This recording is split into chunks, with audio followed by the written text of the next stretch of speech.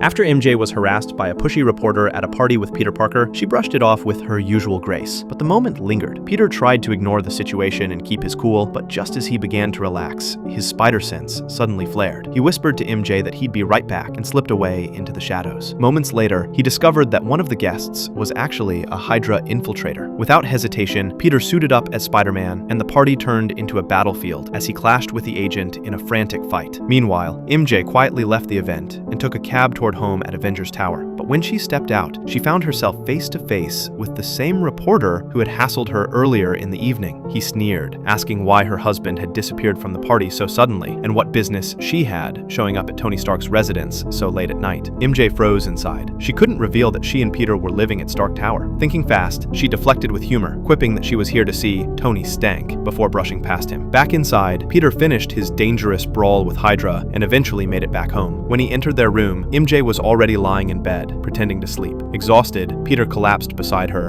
and drifted off. But once he was out, MJ slipped away, her nerves still unsettled. She met Wolverine in a dimly lit corner of the tower. Logan handed her a folded piece of newspaper. "Rough night," he muttered, before letting her see the headline. Her heart dropped. Splashed across the front page was a scandalous article, twisting events to suggest she had been cheating on Peter with Tony Stark. The next morning, Peter was jolted awake by a call from Robbie Robertson. His old friend sounded heavy with regret as he apologized before breaking the news. The Daily Bugle and the tabloids were running with the false story, claiming Mary Jane had betrayed him. At that same moment, MJ sat alone on the couch. Peter confronted both MJ and Tony, demanding answers, but the truth came out quickly. Neither of them had done anything wrong. It was the press, manipulating photos and gossip to sell a lie, dragging their names through the mud. Peter realized the world had once again turned his private life into a public circus,